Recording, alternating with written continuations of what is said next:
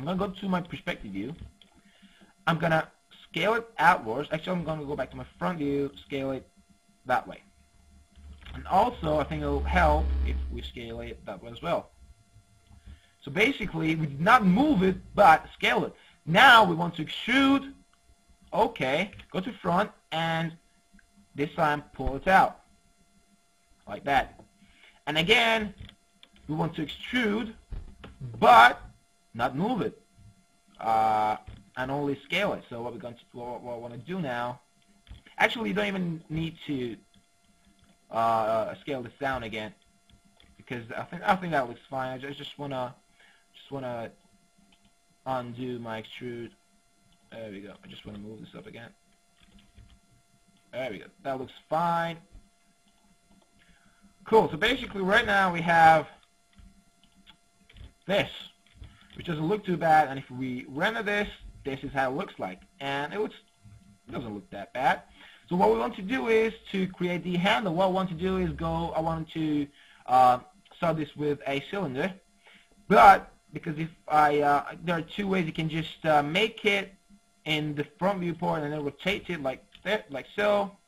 If you don't like that, you can just make it in the top view, cylinder, and there you go. It's down here. Oops. My cylinder's gone down here. I just want to press stably on my keyboard and move it up. If you're not sure about how to like move around or what are the shortcuts and stuff, I do have one very basic tutorial for that one. You can check it out if you want. So I want to select it. Do not right click and go to convert it to a poly, but do select the object and go to modify panel. And here I don't want it to have much details. I just want to have, say, actually I'll just start with 3 for now. And what I'm going to do is modifier options and go to edit poly. Now what I want to do is select vert and then select all this, put it up, and before I do that I want to go back to cylinder actually and press yes, and I want to increase the radius in this. Or do I? No, I don't. Sorry. Cool. I just want to make sure that this is censored. I just want to scale this out a bit like that. Alt X again so it's see-through and we know what we're doing. Select the top, these top verts, and when I got here, I just want to scale this out. Select the other ones, pull them up over here, and scale them down. Make sure that you scale them from the middle and not from just one axis. And now I want to, what do I want to do? Actually, I want to delete the top bit, and this is actually very good because I haven't planned out the tutorial, and basically you will also see the errors that, or the problems that you might come across when modeling.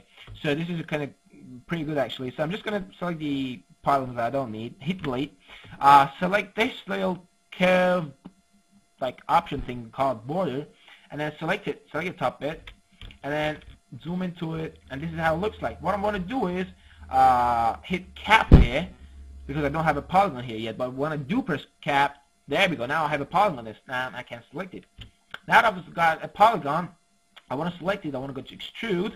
Okay, pull it, and I don't want to pull it up. I just want to scale it out. Scale it out.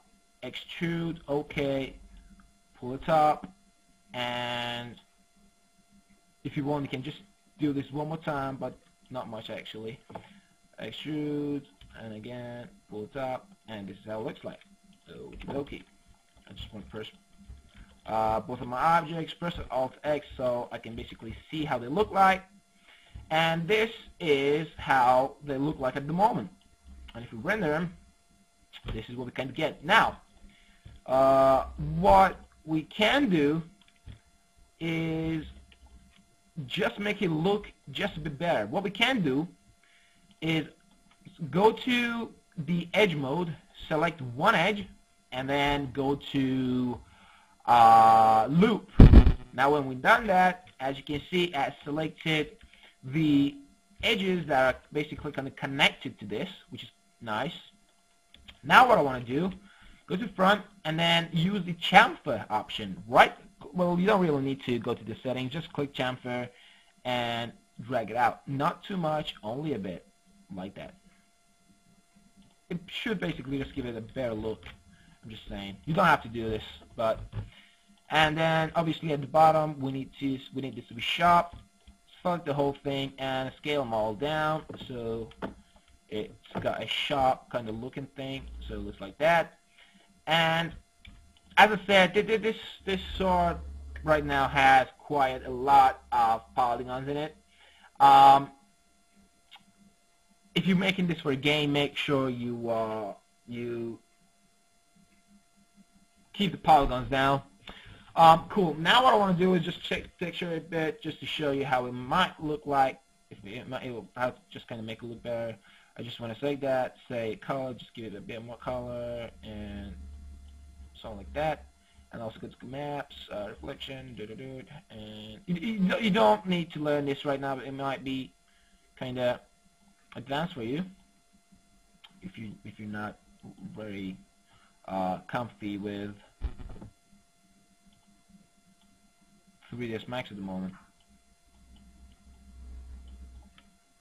I basically make it look something like this, and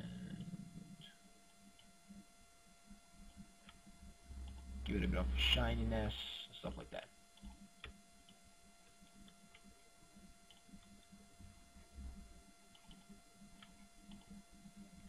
There we go. Now it kind of looks shiny.